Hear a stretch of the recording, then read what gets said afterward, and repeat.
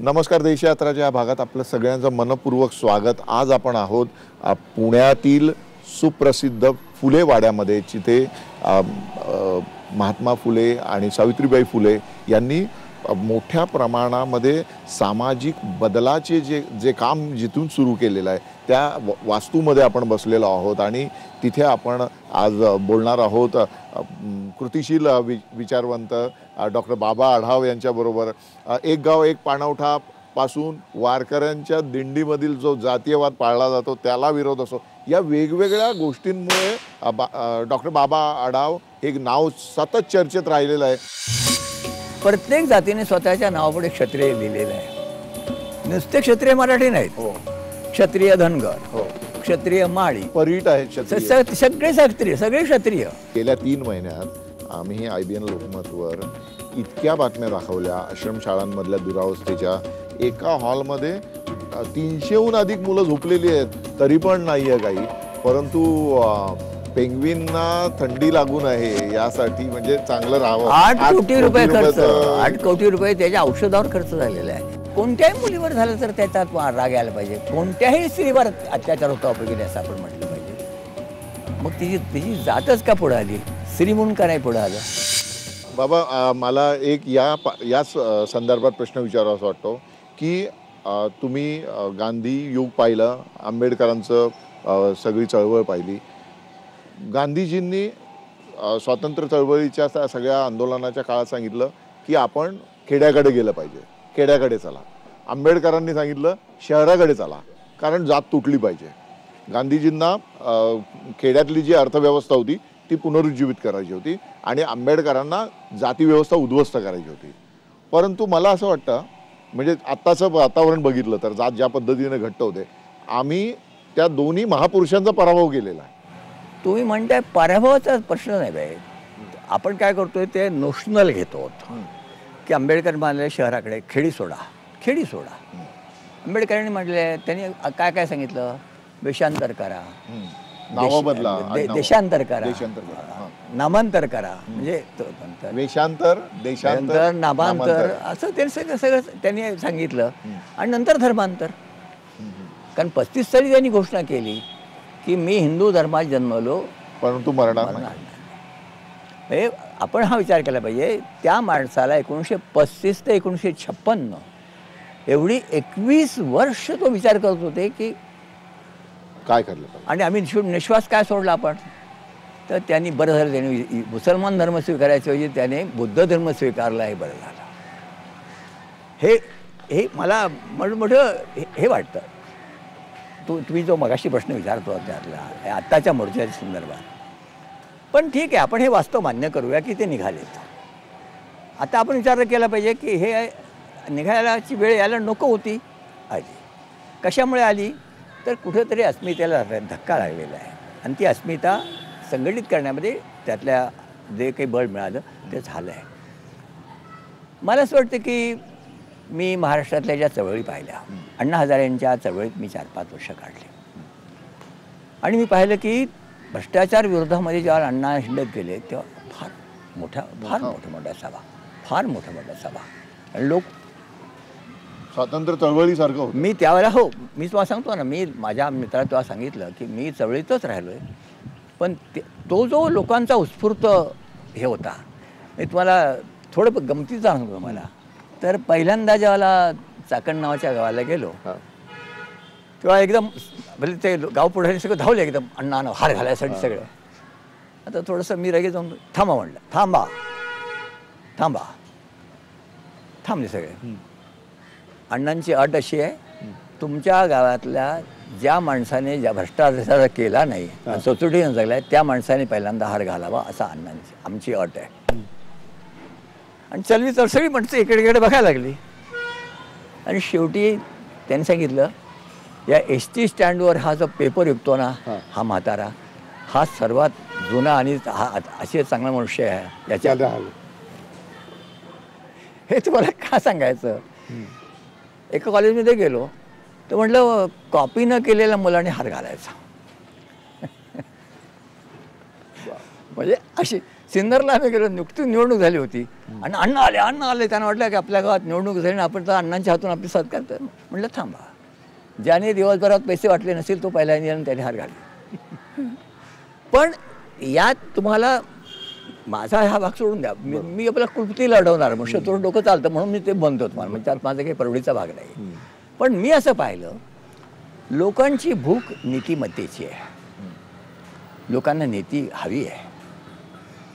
आज सुद्धा इथे काय जात आहे, आपण जरा लांब चाललो पण मी मुद्दा मागे आणतो, या मराठ्याच्या मोर्चांच्या मध्ये तरुण मुली आहेत, बरोबर, तरुण मुलं आहेत आणि त्यांच्या आया पण आहेत. काय कारण आहे? तुम्हाला दिसेल आज तरुण मुलांच्या पुढे भविष्यच नाही. काय होणार या देशात? तुम्ही म्हणाला शिका, संघटित व्हा, संघर्ष करा. शिकलो, नोकरी नाही, जी कुठली मिळणार. आता आपण इथे बसलोय बघा, त्या फुल्यांच्या वाड्यात बसलोय, इथला जो रक्षक आहे तो कंत्राटातून आलेला आहे, तो डायरेक्ट नाही. म्हणजे याच्या नावावर तिकडे 14,000 रुपये जमा होतात, पण याला बिचारायला 6,000च मिळत आहेत. आता हा माणूस आजच्या व्यवस्थेबद्दल काय विचार करतो सांगा बरं. वाड्यात आपण आहोत, तो किती अभिमान बाळगेल ह्या माणसाबद्दल. आजच्या तरुण पिढीची खतखत ही आहे की तिला या देशात भविष्य नाही. आणि याच्या उलट मला अमेरिकेत जाणवतं, हा बराक ओबामा जाऊ द्यात, बुश नावाचा अध्यक्ष, त्यांचा अध्यक्ष, जुना अध्यक्ष, त्याला मी विद्यार्थ्यांच्या बरोबर बोलताना ऐकलं आहे आणि तो सांगतोय त्या विद्यार्थ्यांना, सगळ्या पदवीदान समारंभाला तो गेला, तो सांगतोय, लोक आम्ही तुमच्याकडे जे पाहतो आहोत तर तुमच्यातूनच उद्याचे सगळे संशोधक, साहित्यिक, कलावंत, जवान सगळे निर्माण होणार आहेत, या देशाला घडवणार आहेत. तुमच्या हातात भविष्य देशाचं आहे आणि म्हणून आमची सरकारं तुमच्या शिक्षणावर खर्च करण्यामध्ये एक पै पण कमी करणार आहे, वाढवत जातील. You are the builders. क्या बात आहे. मोदी बोलू शकतील, हे मोदी बोलू शकतील एक. आणि मग काय सांगायचं, अरे तुम्ही 7वा वेतन आयोग चालवता, स्वतःचे पगार वाढवून घेता, खासदार स्वतःचे वाढवून घेतात, पण ज्या शिष्यवृत्त्या ज्या ठेवल्यात त्याला 7वा वेतन आयोगाचं तत्व का नाही लावत? त्याला भागाई काही नाही का? काही नाही, ते शिष्यवृत्ती ना काय, ते आदिवासी लोकांचे हाल, त्याला हा नियमच नाही कुठे. अंधा ना किंवा ना तुम्ही देता, त्यानं काही त्यांना तिथं 7वा वेतन आयोग नाही आहे. 7वा वेतन आयोग फक्त पगार, आणि त्यांना ती जुनी काहीतरी ठरलंय ते ठरलंय, म्हणजे आम्ही काहीतरी त्यांच्यावर मेहरबानी करतोय, काहीतरी करतोय वगैरे. संघटित जे लोक आहेत ते संघटित लोक आपल्याला हवं त्या पद्धतीने मिळवण्यात यशस्वी ठरत आहेत आणि असंघटित लोकांचं खरं काही नाही आहे. बाबा तुम्ही 50-60 वर्षांपासून या असंघटित लोकांसाठी काम करता आहात. हमाल असतील, रिक्षा चालक, टेम्पो चालक, पथारी, मोलकरणी, हे कचरा वेचक महिला, या सगळ्या ह्याच्यामध्ये तुम्ही काम करता आहात. मी तुमचं पथारी कामगारांच्या, पथारी व्यावसायिकांच्या संदर्भाचं निवेदन वाचलं होतं. त्यात तुम्ही म्हणालात की देशामध्ये 1 कोटीहून अधिक पथारीवर व्यवसाय करणारे लोक आहेत, परंतु त्यांच्याबद्दल या देशाच्या अर्थसंकल्पात एकही विचार होत नाही.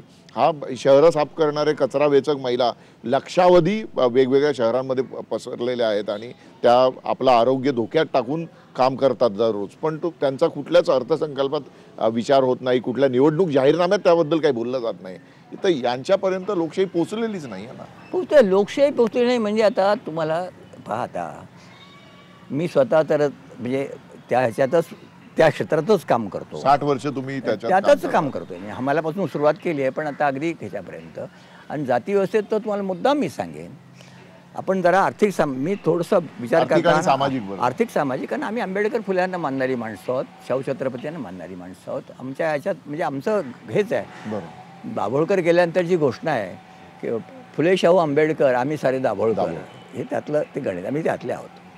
मला मुद्दाम मी सांगतो की जसं एक गाव एक पाणवठा मोहिमेत हिंडत असताना आम्हाला भटकंमुक्त भेटले, देवदासी भेटल्या.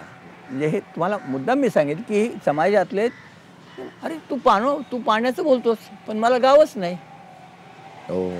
नंदीबैलवाला मला म्हणाला, हां हां सीमा भागातली देवरासी मला म्हणाली, तू मागतोस पण मी तर गावची सगळी ही मला काहीच नाही, जमीन नाही काय नाही. अरे कसे रे, काय तुला सांगायचं, ही जट आली आणि ती जट दाखवून, ही जट दाखवून मी आपली जगते, आकंदी जोगवा करेल, आमचं काय.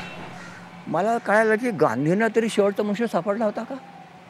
गांधी म्हणत होते विकासाचा केंद्रबिंदू शेवटचा माणूस असला शेवटचा पाहिजे. माणूस असेल, तो शेवटचा माणूस कुठे कुठे कुठे आहे, पार तो तळात गेलेला गेला कुठे गेला.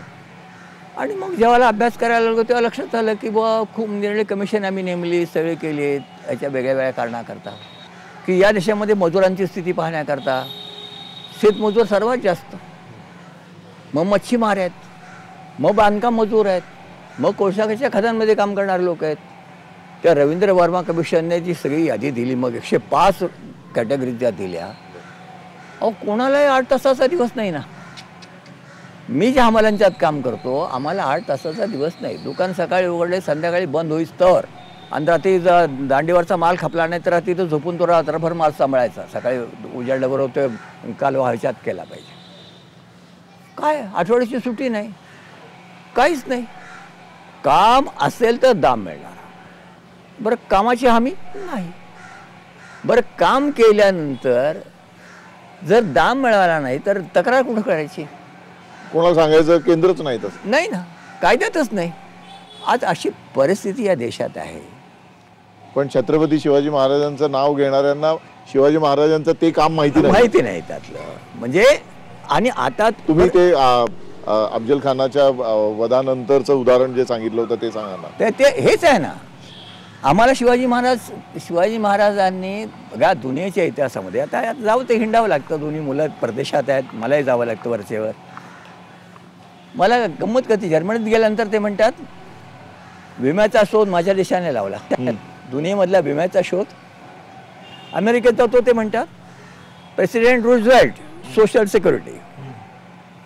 अमेरिकेतल्या कोणत्याही माणसाला, तो कोणत्याही वंशाचा असू द्यात, कुठल्या बाहेरून असू द्यात, इफ ही इज अमेरिकन त्याला सोशल सिक्युरिटी आहे, ही हॅज अ कार्ड. तो उपाशी मरणार. ही तिथल्या लोकशाहीची म्हणजे थोडंसं बाजूला जाऊन तुम्हाला सांगतो, भारताने जरा जाणलं पाहिजे की खोबऱ्याकडे जो उत्तम खोबऱ्याकडे काम करतोय आणि त्यांची जी मुलगी आहे त्या मुलीने तिथल्या मोलकर्णीला वाईट वागवलं. अमेरिकेत भांडवलशाही आहे, परंतु त्या मोलकर्णीच्या बद्दल ही वागल्याबद्दल ह्या दिल्लीला परत यावं लागलं आहे. बरोबर. खोबऱ्याकड्यांना. हे अमेरिकन जीवनातलं वास्तव आपण लक्षात घेतलं पाहिजे. तर या सगळ्या क्षेत्रात काम करत असताना लक्षात काय आलं, एका बाजूला जाती व्यवस्थेचा शिडी पाहत गेलो, दुसऱ्या बाजूला ह्या सगळ्या अंगमेहनती कष्टकरी, त्या ते फिजिकल लेबरवाले, मेंटल लेबर. आपल्याकडे काय विचारू नका, म्हणजे आपल्याकडे त्या जात कशी डोक्यात माहिती आहे ना, कसे संस्कृती कसे फरक असतात. बँकेतला माणूस कधी स्वतःला कामगार म्हणून घेत नाही. हो, तो म्हणणार मी कर्मचारी आहे. बरोबर. आणि Kirloskar white collar. White collar ही व्हाईट कॉलर काय सांगते. व्हाईट कॉलर म्हणजे तुम्ही किती जरी वर्ग म्हणालात मार्क्सच्या भाषेत, पण त्या वर्गातल्या सुद्धा ह्या ज्या छटा आहेत, कोण कामगार म्हणून घेतो, कोण हातावर पोटवाला आहे, म्हणजे रोजंदारीवाला, हे असं सगळं ते आहे चित्र. अडचण ही आहे की स्वातंत्र्य मिळाल्यानंतर आणि विशेषतः 91 सालच्या अर्थकारणानंतर संघटित क्षेत्र आकसत गेलं. ऑर्गनाइज म्हणजे ज्यांना काही कायद्याच्या आधारे ते क्षेत्र आकसत गेलं आणि असंघटितांचं क्षेत्र ज्यांना काही संरक्षण नाही ते वाढत गेलं. आता अशा अवस्थेत तरुण मुलांनी काय विचार करावा या देशातला, आणि उपाय काय, या सगळ्या अस्वस्थतेवर उपाय काय. मला मराठा मोर्चांच्या पुढचा तुम्ही जर बोलाल ना तर त्याच्यामध्ये माझ्या पुढे हा प्रश्न येतोय, ही मुलं जी आज ओरडत आहेत, आज बोलत नाहीत काही, तुम्ही समजून घ्या काय घ्यायचं, तुम्ही समजून घ्या काय घ्यायचं ते जे म्हणतायत. तर हे इंगित. आणि आमचा आज तुम्ही म्हणताय की फडणवीस म्हणतायत ते चर्चा करायचं, त्यांनी चर्चा करावी, लवकर हे करावं, पण त्यांचा नकार आहे चर्चेला. ते म्हणतात आम्ही चर्चेला येतो, आम्हाला चर्चा करायची नाही, तुम्ही काय करायचं ते करा, बघू नंतर यायचं की नाही. कशासाठी करतायत ते. त्यांचा मुळात आजच्या ह्या डेमोक्रॅटिक साच्यावर विश्वास उरलेला आहे. मला ती फार धोक्याचं चिन्ह दिसतंय. तो सर्वात धोका आहे. बरोबर. फडणवीस राज्यावर तर कुठे असू द्या, पण त्या खुर्चीवर तर विश्वास पाहिजे की खुर्ची मला न्याय देईल. उद्या जर असे मोर्चे निघाले की या खुर्च्याच फेकून द्यायच्या तर काय होईल? म्हणजे ज्या कष्टाने तुम्ही हे स्वातंत्र्य मिळवलं, स्वातंत्र्य मिळवल्यानंतर तुम्ही त्याला एक घटना दिली, त्या देशाला एक मोठी घटनेतून तुम्ही एक संसदीय लोकशाहीची वाटचाल सुरू केली. बाबासाहेब आंबेडकरांच्या सारखा माणूस म्हणाला की आता ते कायदेभंग वगैरे याला काय अर्थ नाही आहे, असं ते म्हणाले. पण हिंदू कोड बिलाच्या वेळेस त्यांना वाटलं की ही घटना फेकून द्यावी. हिंदू कोड बिल जेव्हा मंजूर होणार, हे तुम्हाला मी आठवण का सांगतो, बाबासाहेबांची देण खूप मोठी आहे. जगातली सर्वात मोठी ही लोकशाही आहे. पण नाव मोठं लक्षण खोटं, अशी एक मराठी म्हण आहे, तसं झालं आहे. ही लोकशाही ती जर तरुण माणसाला भविष्य देणार नसेल तर मग काय? बाबा तुम्ही किती वेळा तुरुंगात गेला? आता 52 वेळा तरी झाल्या, 52 ते 55 54 वेळा झालेल्या आहेत तुरुंगाचा. म्हणजे शेवटची म्हणजे आता 80व्या वर्षी मी एक फेरी मारली तुरुंगातली. मला वाटतं बर्ट्रांड रसेल नंतर तुम्ही असाल 80 वरचे 80च्या वरचे तुरुंगात जाणार. तुलना करण्यामध्ये काही नाही. मला आधी वाटलं तरी मी ते माझी तयारी आहे, त्यात काय मोठा अवघड नाही. कारण माझा त्या मार्गावर विश्वास आहे, सविनय कायदेभंगावर. म्हणजे दगड मारण्यापेक्षा आधी चाललंय लॉरी जाळ अमकं कर, याच्यावर माझा विश्वास नाही. मी आयुष्यभरात एक गोष्ट पाळलेली आहे की ते फुल्यांचे साधन सुचिता त्याला म्हणतात. फुल्यांनी म्हटलेलं आहे, चांगलं काम करण्याकरता वाईट उपाय येऊ नयेत. क्या बात आहे. सत्य सर्वांचे आदी घर, सर्व धर्मांचे माहेर, सत्य सुखाला आधार, बाकी सर्व अंधकार. जी रयत शिक्षण संस्था या चळवळीतून निर्माण झाली, भाऊराव पाटलांनी निर्माण केली. तिथे शरद पवार अध्यक्ष. पडचण अशी आहे, फुल्यांनी सांगितलेली प्रार्थना तिथं तरी आली का? आताच्या महाराष्ट्राचा करतो तो सोडाच.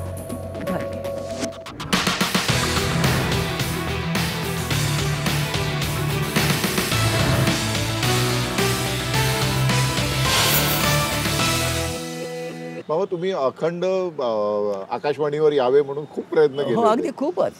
फुल्यांची जी प्रार्थना आहे, आज पण फुल्यांच्या वाड्यात बसलो. आपण बोलूया ती प्रार्थना. फुल्यांनी प्रार्थना सांगितलेली आहे, सत्य सर्वांचे आदी घर, सर्व धर्मांचे माहेर, जगा माझी सुख सारे, खास सत्याची ती पोरे. सत्य सर्वांचे आदी घर, सर्व धर्मांचे माहेर, सत्य सुखाला आधार, बाकी सर्व अंधकार. आहे सत्याचा बाजोर, गाडी भंडाचा तो नीर. सत्य सर्वांचे आदी घर, सर्व धर्मांचे माहेर, सत्य आहे ज्याचे मूळ, करी धूर्तांची बाराळ. बळ सत्याचे पाहुणी, बहुरूपी जळे मनी.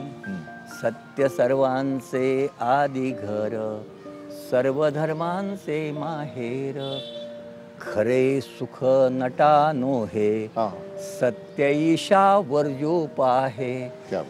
ज्योती प्रार्थी सर्व लोका, व्यर्थ दंभा पेटू नका. सत्य सर्वांचे आदी घर, सर्व धर्मांचे माहेर, सर्व धर्मांचे माहेर. Truth, nothing but truth. फुल्यांचा आग्रह आहे की ही शाळेत प्रार्थना आली तर विज्ञानाची कास धरल्याशिवाय लोक राहणार नाहीत. कारण विज्ञानाचा संकल्प आहे सत्य शोधणं. पण आता आपल्याकडे जे सत्य आहे की नाही याबद्दल शंका आहे, त्याला सत्य मानण्याची एक अहमिका लागलेली आहे किंवा आग्रह दिसतो. आमच्याकडे बुवाबाजी म्हणजे चिरंतन सत्य सापडल्याचा दावा असतो आणि त्या बावांच्या पायापाशी लोक हे करतात. आता काय सांगायचं तुम्हाला, म्हणजे इतकी फजिती आहे. बरं, आमच्या नरेंद्र महाराजांना पाया पडायला गेले होते आमचे फडणवीस. नाही, पाया पडणं पण ठीक होतं, परंतु त्यांनी जे पुढचं सांगितलं की राजसत्तेपेक्षा धर्मसत्ता मोठी आहे. पण ते त्यांच्या RSSचं तत्वज्ञान आहे. ते मी तुम्हाला तेच सांगतोय, RSSचे ते तत्वज्ञान आहे. कोणताही समाज म्हणजे ब्राह्मण समाजाला ही सुपेरियरिटी पावित्र्य मिळालो, म्हणजे राजस्थानातल्या खानावळपैचं पाठ्य पाहिजे शुद्ध हं. शाकाहारी पवित्र खानावळ. हो. अहो पवित्र ज्यानं जन्माने मिळाले, गेल्या जन्माच्या बापू पुण्याच्या हिशोबामुळे मिळाले. आता हे कसं कोण सोडणार आहे? तेव्हा तुम्ही आणि मी आता जे बोलतोय ज्या वाड्यात, मला वाईट ह्याचं वाटतं की फुल्यांनी मांडलं, फुल्यांनी ब्राह्मण ब्राह्मणेतर वाद मांडला नाही. फुल्यांनी मुलगा सुद्धा दत्तक घेतला, ब्राह्मण मुलाचा. पण त्यांच्या नावावर ब्राह्मण तो राजाचा शिक्का मारून जे काही आम्ही शौर्य गाजवलं आणि आता तुम्ही आणि त्यांचा आता आपण बोलतो आहोत, हे कधी थांबणार आहे मला वाटतं. पुणे विद्यापीठाला सावित्रीबाई फुल्यांचं नाव दिलं, पण ही प्रार्थना घेतली का? नाही. मी सांगितलं तर सांगायचा मुद्दा आहे ते तुम्ही मगाशी काढलत ना, सत्तोषोधनाची चुकलेली वाट. हे तर आधुनिक शेटजी भाजींचं दास जे मी लिहिलं त्याचं कारण हे होतं, ब्राह्मणांचं सोडा, पण जे राज्यावर आले ते यशवंतराव चव्हाण असतील किंवा शरद पवार असतील, कोणी असतील, त्यांनी किती कदर केली याची. रयत शिक्षण संस्थेचे पवार अध्यक्ष आले की जी रयत शिक्षण संस्था या चळवळीतून निर्माण झाली, भाऊराव पाटलांनी निर्माण केली, तिचे शरद पवार अध्यक्ष राहिले. पडचण अशी आहे, फुल्यांनी सांगितलेली प्रार्थना तिथं तरी आली का? आताच्या महाराष्ट्रासारखं तो सोडाच, कुठं आली? या मोर्चामध्ये जे थोडंसं जे सिल्वर लाईन, काळ्या ढगाला जशी एक सिल्वर लाईन आहे म्हणतात इंग्रजीमध्ये, तसं आहे तसं त्या मोर्चेवाल्यांना सुद्धा मुलींना बोलावं लागते. जी मराठा समाजातली मुलगी पडदानशीन आणि अशी होती, त्या मुलीच्या तोंडून त्यांना आता बोलावं लागतंय. खरी मागणी जी घेतली आम्ही की शेतीमालाला उत्पादन खर्चावर आधारित भाव द्या आणि कर्जमुक्ती करा. मला तुम्हाला सांगायचं आहे, 1991 साली स्वीकारलेल्या धोरणाचा या सरकारला फेरविचार करावा लागेल. या मोर्चाचा तो संदेश आहे.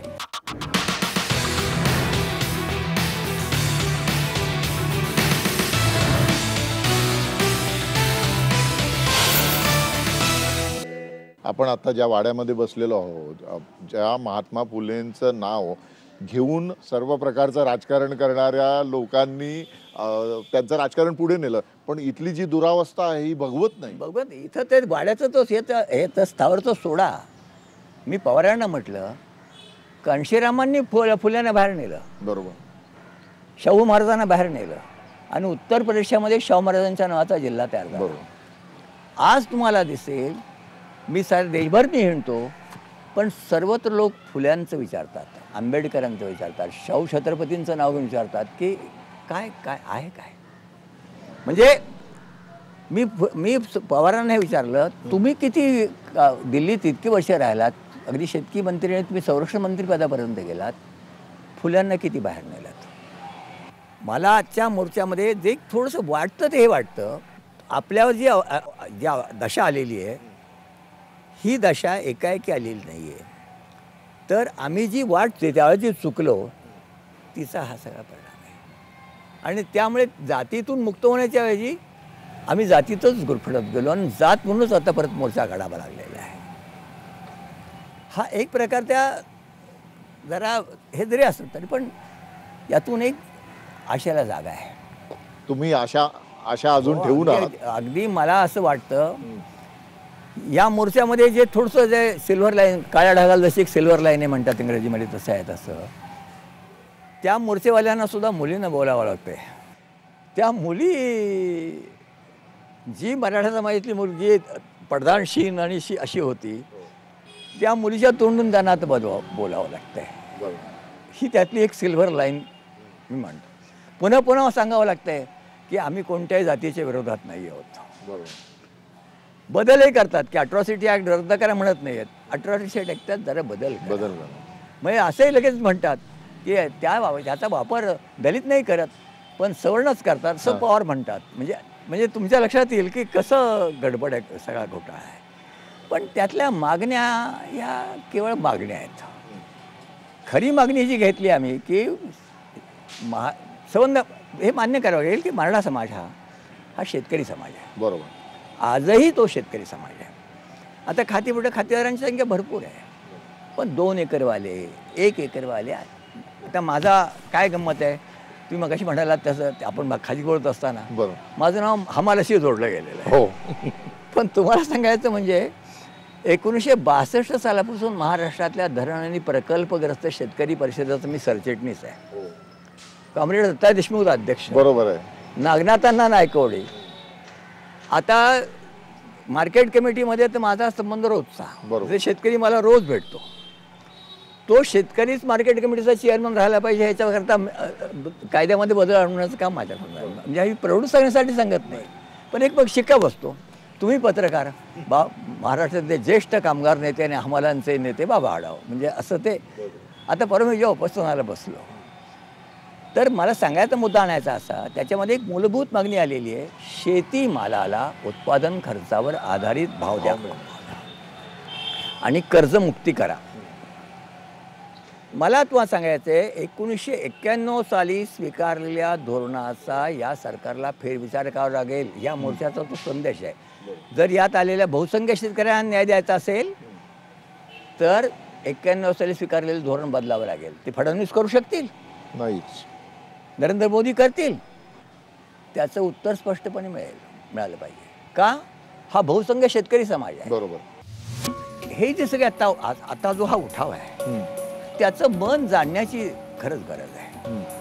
आणि त्यामध्ये तरुण पिढीला स्वतःचं भविष्य निश्चित करून हवं आहे. बरोबर. जसं जवान आहे तसा शेतीमधला सुद्धा जवान, युद्ध पाहतो, जय जवान म्हणताय ना, जय किसान म्हणणाऱ्या तरुण मुलाला त्याच पद्धतीने तुम्ही जर उभं केलं आणि त्याला जर खेड्यामध्ये त्याला बळ दिलं, त्याच्या मान्यता केली, तर भारताचं चित्र पालटल्याशिवाय राहणार नाही.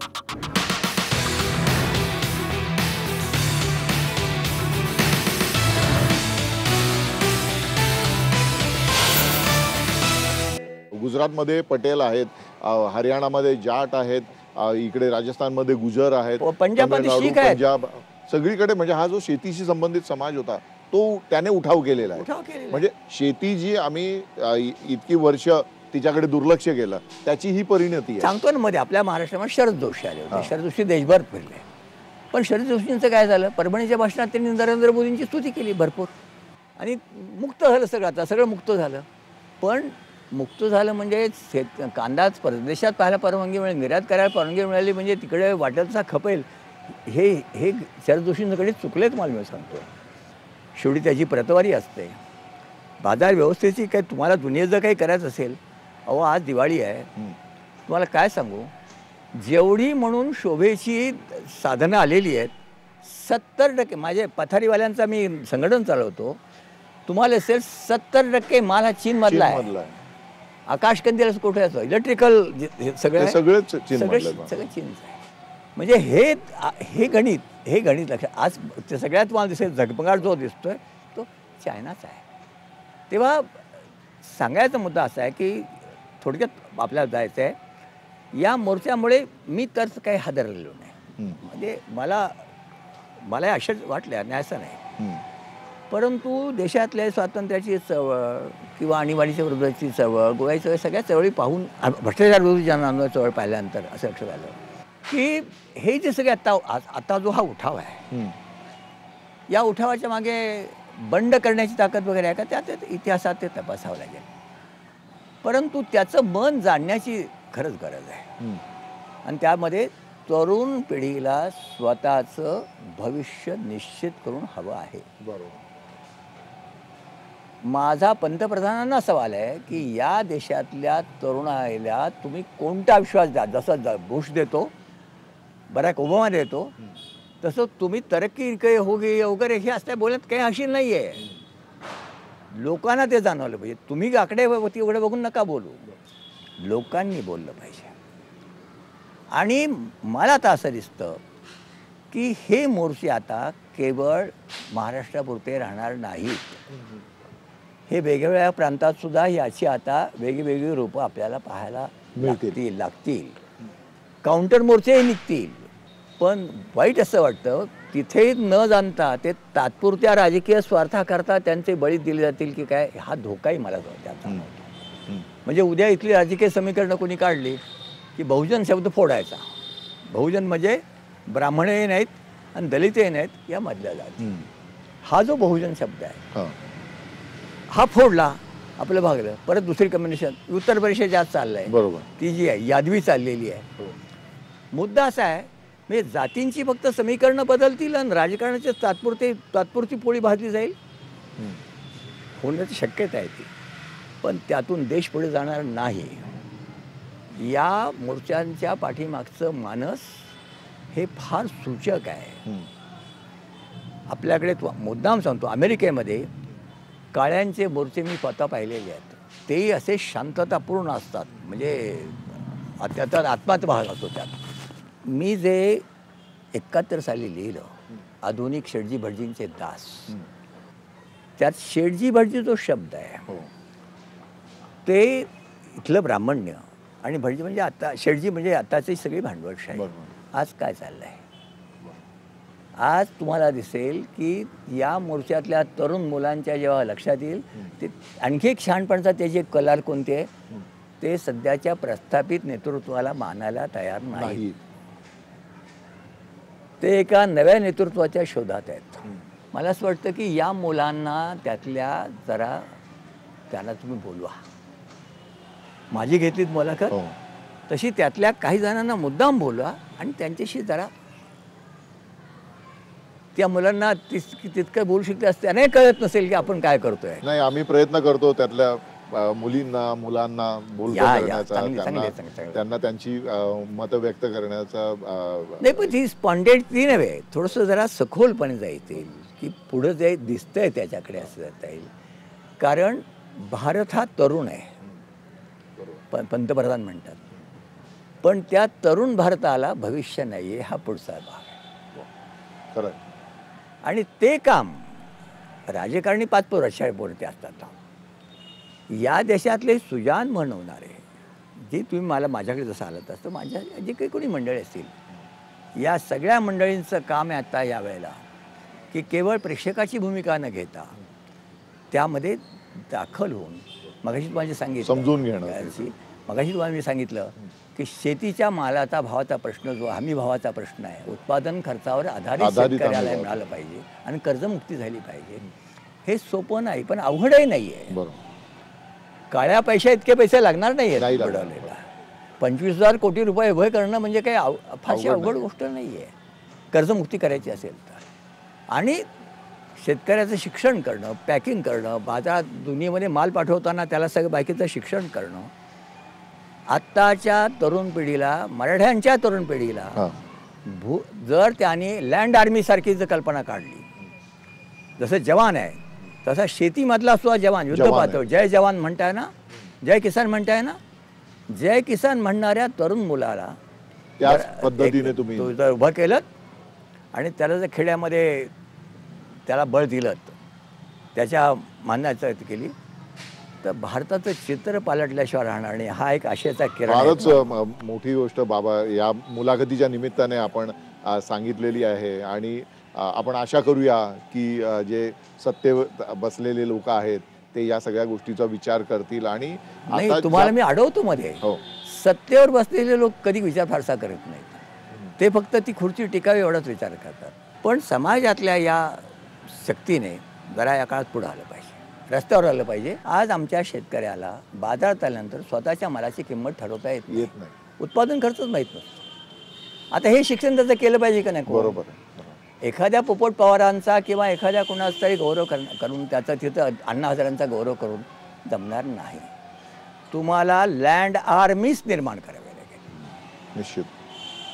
आमचा जे छोटा शेतकरी आहे ना, छोट्या शेतकऱ्यांच्या जपानसारख्या इतक्या निसर्गाचा उलटा असताना सुद्धा ज्यांनी संबंध दुनियेला हे केलं, बरोबर, ती ताकद इथेच सुद्धा असू शकते. पण तो आत्मविश्वास आणि त्या पद्धतीचं प्लॅनिंग आणि त्यात मग मुलींचा प्रश्न. आज आता हजरत बादशाह येते त्यांना मिळाला आहे. मराठा मोर्चाला मी हेच सांगणार, माझ्यासारखा मोर्चा जोरात सांगतो हे. मराठा समाजातल्या परित्यक्तांचा प्रश्न सोडवा. नवऱ्याने टाकून दिलेल्या स्त्रियांची स्थिती काय आज तुम्हाला कल्पना. जातीव्यवस्थेतली गंमत सांगतो. धनगर समाजातली स्त्री पुनर्विवाह करू शकते, माळी समाजात पुनर्विवाह चालतो, मराठ्यांच्यातल्या काही सेक्शनमध्ये पुनर्विवाह चालत नाही. आणि बाईंनी मग काय करायचं? बाईंनी काय करायचं?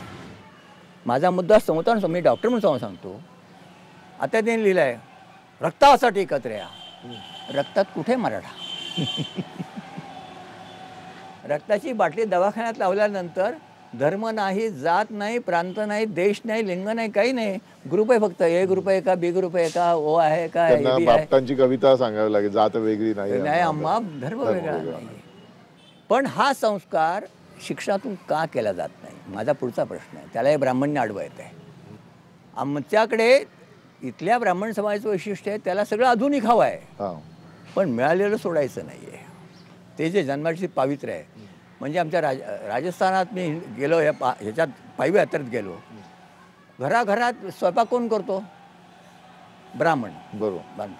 महाराज म्हणतात. महाराज मानतात. आणि महाराज स्वतःचा आधी काढून घेतात आणि तुमच्या हातात सगळं देतात. तो त्यात अहंकार. मग आम्ही शिवल्यानंतर त्यांनी खायचं नाही. आता काय बोलायचं हा सगळा प्रकार, कसलं वितरण काय काय. तेव्हा या महाराष्ट्र आपल्याला संविधानाचा विचार प्रामाणिकपणे केला पाहिजे. संविधान आज फडणवीस संविधानाची शपथ घेत नाहीत, मोहन भागवत घेत नाहीत, सनातनी कोणीही संविधान नाही. गंमत अशी आहे की संविधानाच्या मागे जर गेलात ठार व्हाल. आणि आता आर एस एसचा तो प्रयत्न चालला आहे, मला तो धोक्यात जास्त वाटतो. मराठा हादरलेल्या लोकांनी हे सुप्तपणे लक्षात घेतलं पाहिजे की आज आर एस एसचा सर्व भाग चाललेला आहे की त्यांना संविधान नष्ट करायचं आहे. आणि तो सर्वात मोठा धोका आहे, हे तुम्हाला मी सांगतो. पण ते सहज असल्याची घडणार नाही, हेही मला मनोमन खात्री आहे. कारण ते काही फुले शाहू आंबेडकरांची या शिवाजी महाराजांची पुण्याई इतक्या सहजपणे वाया जाईल अशी काही परिस्थिती नाही आहे असं मला वाटतं. निश्चितच जग बदलत आहे आणि तरुणाई सुद्धा बदलत चाललेली आहे. त्या सगळ्यांना या प्रेरणा नव्याने लढण्याच्या प्रेरणा देत राहतील अशीच आपण आशा करूया. बाबा, तुम्ही आलात आणि सविस्तरपणे सध्याचे जे प्रश्न आहेत आपल्यासमोरचे त्यावर तुमची मतं मांडलीत. यासाठी मी मनपूर्वक धन्यवाद देतो तुम्हाला.